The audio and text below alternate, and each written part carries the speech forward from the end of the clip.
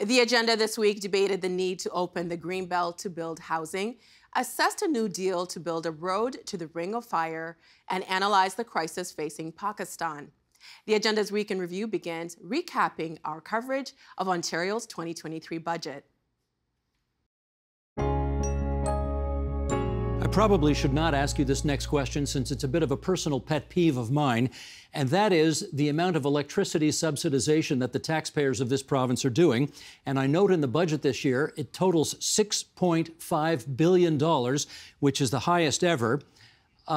Treasurer, you and I earn six-figure incomes, and I don't know about you, but when I look at my monthly statement from Toronto Hydro, it actually gives me a $10 deduction on my hydro bill, because the taxpayers of Ontario, or I guess you as the government in your wisdom, believe in this subsidization of my power usage. I can tell you right now, I don't need it. I got a feeling you don't need it. And I got a bigger feeling that that money, for all the people who make six-figure incomes and who live in nice homes, they don't need it either. Why don't you get rid of that and put that money to something more useful? Well, I'll tell you what, Steve, that's a pet peeve of mine, and I'll explain that. You know, we have the situation because the previous government overpaid for power that we didn't need by some $33 billion. So I have a pet peeve as well. But I'll also say this, you know, and I said this the other day on your podcast, you know, now that we've tabled the 2023 budget, we start working on the 2024 budget, and I listen to all Ontarians, and that includes Steve Paikin. So I'll consider this the first budget consultation on TVO today. I'm not sure if we should regard it that way because that might put me in a bit of difficulty, but, you know, I do wonder whether or not you think it is a sensible thing to subsidize power usage by people who make a decent income rather than, say, repurposing that money to a better idea. Do you think this is something you really want to tackle going forward? You've been in power 4.5 years, so I'm not sure blaming the previous government still holds water at this point. Well, the legacy costs are still there, Steve, so I'm going to hold them to account as we navigate through this. But look, that's one aspect. You're raising the means testing opportunity on that. We're looking at the whole energy. We constantly are looking at the whole energy sector, and you know we have another challenge that we've got to face is that because of our growing economy, because we're building so much infrastructure, guess what we need to power that? Energy and electricity. So our needs are going to be significant, and so that's why, you know, we're investing in the electricity solutions for tomorrow. You said you've never seen a party so gleefully celebrate mediocrity than this one today on this budget. How come? Absolutely. I mean, I can't imagine being a government that actually has the revenue and has the resources to address the cost of living, the cost pressures that Ontarians are facing. So this budget missed the moment. And the fact that this government missed the moment means that they just haven't been paying attention. One of the #1 pressures that we are all hearing as MPPs across the province is housing. And Bill 23 is a piece of legislation that's on the books which removes development charges from municipalities, which will prohibit them from actually achieving the housing stock that's needed for the province of Ontario. And listen, for a budget like this to not even mention the word autism is really an abdication of leadership, really, when you see what's happening in the province of Ontario right now. So this is a government that, you know, is very quick to pat themselves on the back. They shout out their own accolades at question period. We've all seen it. It's beyond annoying, and this is fundamentally an irresponsible budget when you're looking at the healthcare pressures, the education pressures, and even the mental health pressures. Stephanie Bowman, what are you calling this budget? Steve, you know, I'm calling this an underwhelming budget. It's a status quo budget that continues to, you know, drive forward on the favorite projects of the government, you know, building highways, talking about building homes, because again, they're not getting all that done, and underservicing the people of Ontario who need help around healthcare, education, facing opioid crisis and dealing with mental health addictions. And we have a climate crisis, which again is just not being touched at all here in this budget. Mike Schreiner, you've called this a head in the sand budget. Why did you use that expression? Because the budget ignores some of the biggest crises we're facing in Ontario, namely the housing affordability crisis. Matter of fact, their plans are actually going to make it worse, not better. The health human resource crisis that we're facing that's negatively affecting our healthcare system. Just the fact that so many people are facing poverty. People on Ontario Disability Support and Ontario Works are living with crushing poverty, the way the cost of living is affecting folks. And then finally, just the inability to address the climate crisis, and namely the effects that's going to have, the risk associated with people's homes and businesses, and the way it's going to negatively affect people's and municipalities' budgets. Let me give you one quick example. According to the Financial Accountability Officer, climate change's effect to public infrastructure is going to cost an additional $26.2 billion over the next 7 years alone, just this decade. Nothing in this budget to help municipalities deal with the high cost of those infrastructure threats that are actually going to be made worse by this government sprawl agenda. All right, let's dive a little deeper on a second round of questioning here. And I do want to talk about the deficit for a second, because they are, Catherine, crowing about the fact that they are going to balance the books 3 years faster than anticipated, and of course are taking a certain amount of credit for their financial stewardship in doing so. Are they entitled to do that? No. I mean, and also this government uses the deficit, which is a moving target, and I'm glad that you're going to be talking to the FAO later on, because he's been tracking this. They use the deficit as an excuse not to invest. And they today in the House, when they said, we will balance the budget, all I could think of is that they're going to be balancing the budget on the backs of the most vulnerable people in this province. And that actually has greater costs. It has greater costs to the healthcare system, to the justice system, to the mental health system, and obviously to the education system. You talked about 7,500 new hospital beds, 4,500 of which would have to be built new, 2,500 repurposed. They had 3,000, funding for 3,000 in there. Not 4,500, 3,000. Did they get an F from you because of that? Well, it's not up to me, right? So that's the fun part about this job. All we do is we point out and say, okay, if we look at the population of 65-year-olds, because those are the ones who occupy more than half of the hospital beds. That's just the way it is. And that population is growing over time. They're going to need more hospital beds out there to accommodate that population. If we're looking at 5 years, that's where we come up with our 4,500 number, 7,500 actually in total. The government had a plan in place to put 7,000 new beds in the 3,000 they promised, probably another 1,000 that they want to repurpose, and then 2,500 they want to free up by moving people to alternate levels of care. And we've said, at that time, remember, our report was a snapshot in time, and this budget is a new snapshot in a new time, where we've seen more money put into these programs to fund the policies that they've articulated. But he didn't hit the numbers that you said needed to be hit. What do we infer from that? That so two things. Either there's more work to do if they want to deliver the service in the same way, if they want to provide enough hospital beds for the 65 and over population and for the whole population of Ontario on the same basis that we've done in 2019, which wasn't great, by the way. We still have lots of hallway health care.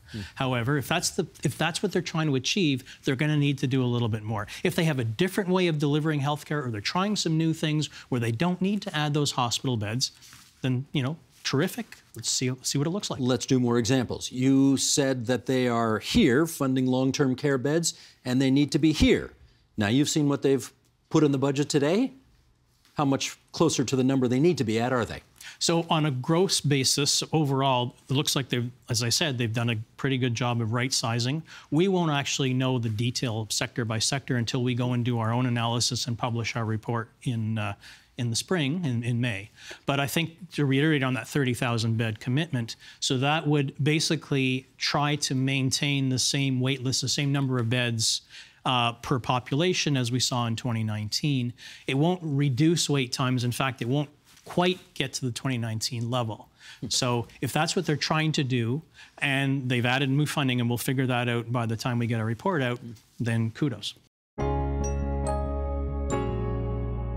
Mr. Director, can we please see the Greenbelt?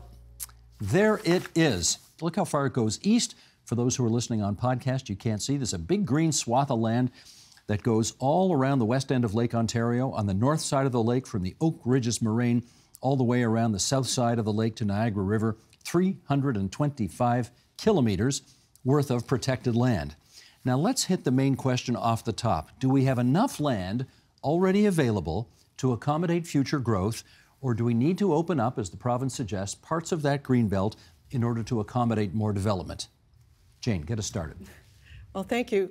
Absolutely, we have enough land already in the pipeline. We've got probably more land than Ontario has ever had that's been designated for future development. And now we have the Kevin Eby report that's looked at the official plan updates and all the land that was designated there, but not just designated, all the land that we had before the new designation would be adequate for supplying 2 million new homes. 2 million. 2 million. And the target's 1.5 million. That's right. So you think we got more than enough? Absolutely, we have way more than enough. Chris, what say you? Yeah, I think we could accommodate population growth in Toronto if we were prepared to upzone Toronto sufficiently. So Paris has, I think, 5 times more dense population than Toronto does. Paris, France. Paris, France. So if you kind of applied that to Toronto, we could fit, maybe 10 more million people in Toronto itself. I think the problem is that we have these land use rules within the city and within all cities that constrain new housing supply. So when you think about this calculation, I think of it as we could build tall within cities, and I think that's preferred, and I'd love to do more of that. We could build sprawl, maybe even including into the green belt, or we could build a wall, and we could stop immigration. And the way I think about it is that order in which I said that, that's my preference. I think we should build tall to the extent that we can, but I'd rather build sprawl than nothing at all, or have to build a wall and kind of reduce immigration or something like that. But it's your view that we're not building tall enough in Toronto, and therefore, if that's the case, then we may have to look at other options. Correct. I mean, there's this term in Toronto, we have the green belt, in Toronto we have the yellow belt, right? The neighborhood's land use designation in the official plan where you can't really intensify, at least not yet. And I think that if you want to be pro-green belt, which I generally am, you have to be anti-yellow belt, and you have to kind of like pair the need for there being less sprawl with a need for there being more infill development and taller buildings within cities. Okay, Rob, what say you? Yeah, so my full disclosure as well, I represent the Regional Planning Commissioners of Ontario at this table as well, which is basically the planning chiefs for the single-tier cities and regions, and they represent about 80% of the population. The short answer is no. We don't need to open the RPCO, and personally, I don't think there's any need to open the Greenbelt as a way to address the housing needs. I know we'll get into talking about it, but even if we just start with the numbers, 50,000 housing units is about 3.3% of the $1.5 million target. And I think as we get into the discussion, we can talk about where might we otherwise find those 50,000, let alone let's talk about how important this $2 million acre assembly of land is to Ontarians. How are you so sure that we don't need to open up the Greenbelt? Because the province is quite adamant that we do need to do that. Yeah, and there's been lots of discussion about inventory and capacity, and the Regional Planning Commissioners actually undertook the exercise of determining how much housing is unbuilt and in the pipe, and that means a building permit is available today or formal applications are in the process. Our number was 1.25 million housing units, which represents 85% of the province's 1.5 million unit goal. That's in the pipeline already? In the pipeline or approved. So this is year 2 of the 10-year program. Okay. And we sit at 85%. I get you, but you know the expression, just because it's happening in the paper, just because it's happening on paper doesn't mean it's happening on the ground. Absolutely. And our PCO's contention, PCO's is what? The Regional Planning Commissioner's contention, mine as well, is we need to stop focusing on numbers. We need to start focusing on getting shovels in the ground. All right, that takes me back to Jane. You know that the province has suggested that some municipalities are not fast enough with their approvals.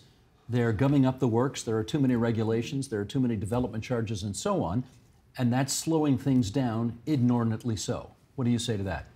Well, I think that we can do better, for sure. But you have to also realize that developers have this pipeline, as Rob was saying, and they have building permits and they're not building. Like, why not? Well, like a business that, it needs that pipeline to keep steady business going. You know, you've only got so many workers and so much product. You want to have it all lined up, and that's the pipeline. So they're building a lot of houses now, then they've got the permits, that'll be the next houses. Beyond that, we've got the land it's got planning done on it, but they haven't pulled any permits yet, but they will get to it. And on down to land that's designated residential that we haven't planned yet. So it's this huge pipeline is moving along. But we can't make the builders build faster than they want to. Well, let me take that to Chris. You know, we do have a bit of a labor shortage here. We do have higher interest rates now than we did a few years ago. Mm-hmm. Are those things and other things combining to slow down what's going through the pipeline?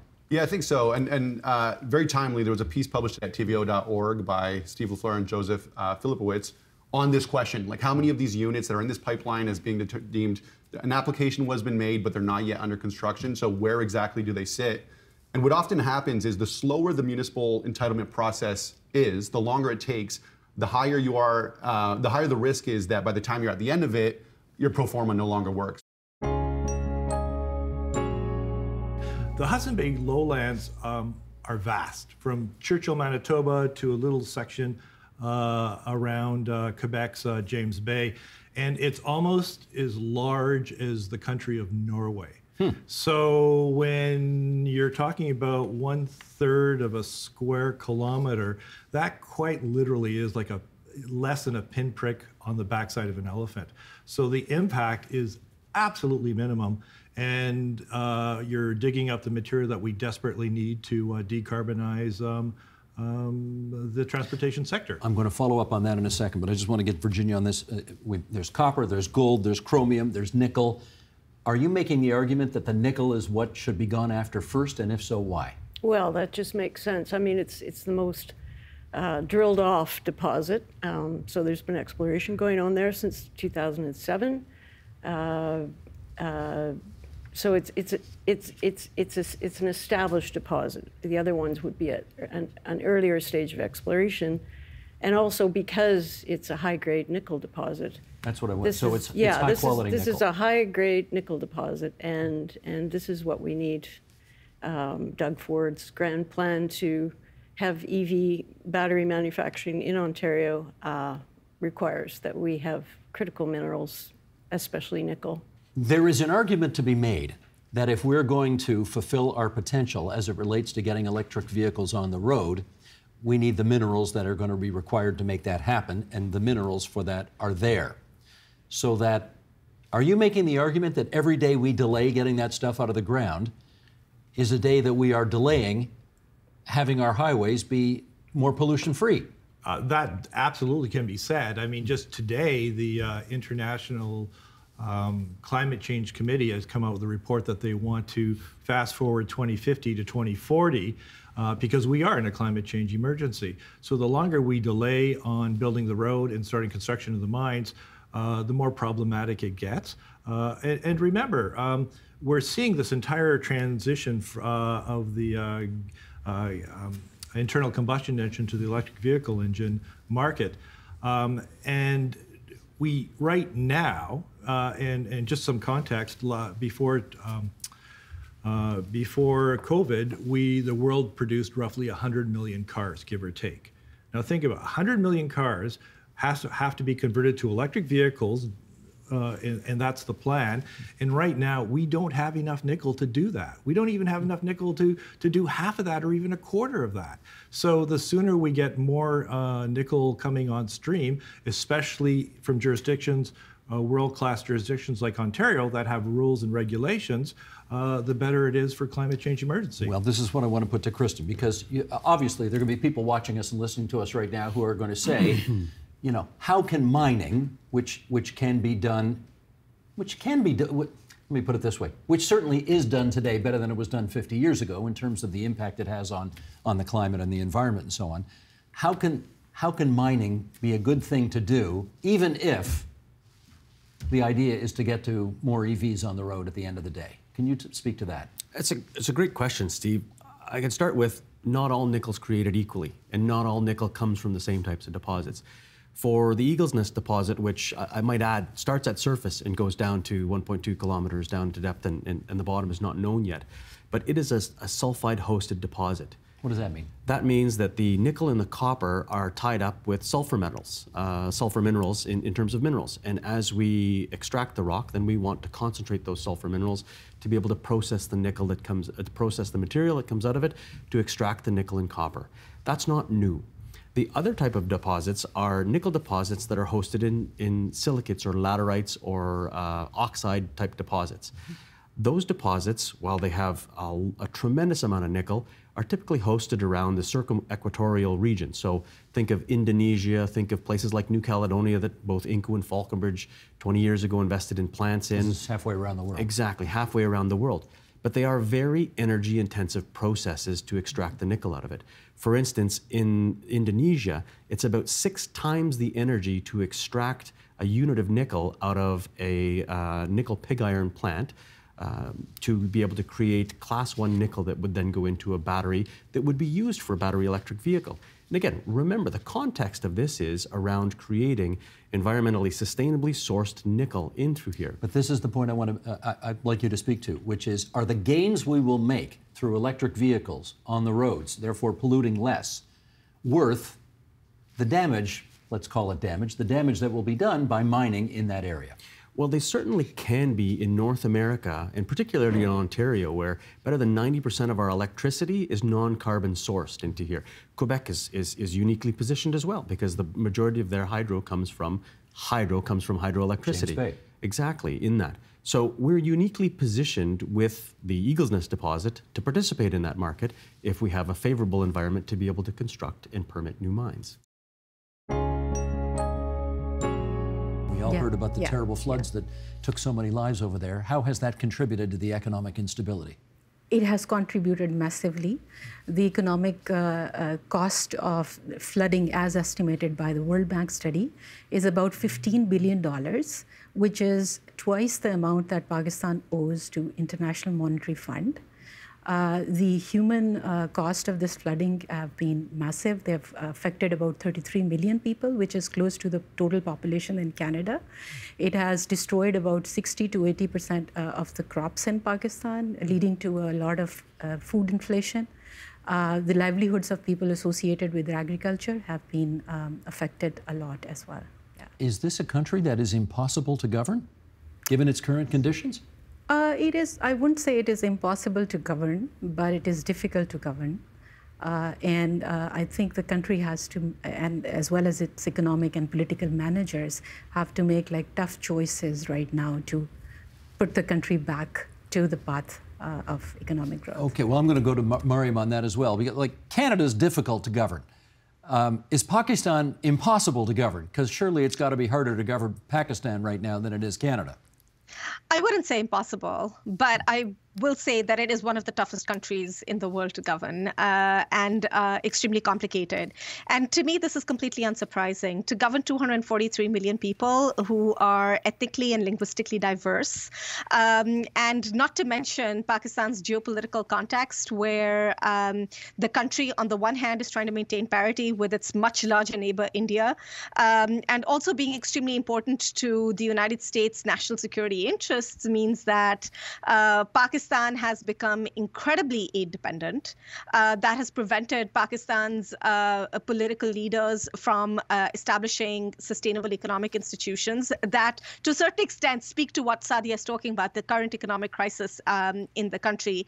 And the last thing I would definitely say, add to this the challenges of development, add to this a burgeoning population of young people with aspirations, and then a political elite and a military establishment that is not necessarily willing to allow democracy to flourish in the country. Yes, it is a very, very difficult country to govern, and it's facing challenges in many different sectors. Its national security, threats to its security from terrorists, and then, of course, internal domestic problems, as we've been talking about. Well, to the end of trying to be a good democratic country, Umber, I'll ask you to pick up the story there, because a thriving journalistic sector is necessary to make that happen, and that's where you come in. And yet, we find out from Reporters Without Borders, the World Press Freedom Index, which assesses the state of journalism in 180 countries and territories around the world, and out of 180, Pakistan ranks 157, which doesn't sound too good.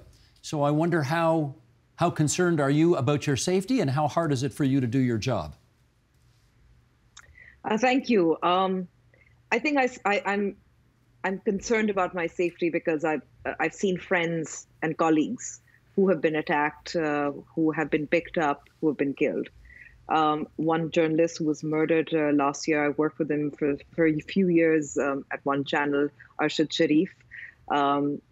He was killed in another country, in Kenya. Do we know by whom? Investigation. No, we don't know we don't know yet. There have been fact-finding missions from state representatives as well as independent media organizations. There have been whispers and rumors. There was a case that was opened up. We don't know.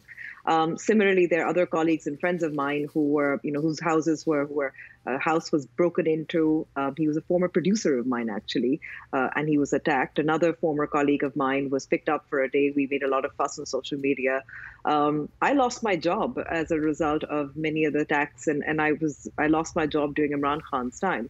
What I'm trying to say is that it really does feel as if the tactics haven't changed. The current government used to criticize Imran Khan, and rightfully so, on his democratic credentials as well as freedom of express, because we saw a great slide in Pakistan's press freedom index during Imran Khan's time. But none of this has been corrected, which points to the same problem. If the problem isn't the civilian government, the problem has to be the military elite or the military establishment, which perhaps is continuing those same tactics. That's just some of what we covered this week. You can find more, including the full conversations, on our website, tvo.org, our YouTube channel at youtube.com/theagenda, or our Twitter feed, twitter.com/theagenda. The Agenda with Steve Paikin is made possible through generous philanthropic contributions from viewers like you. Thank you for supporting TVO's journalism.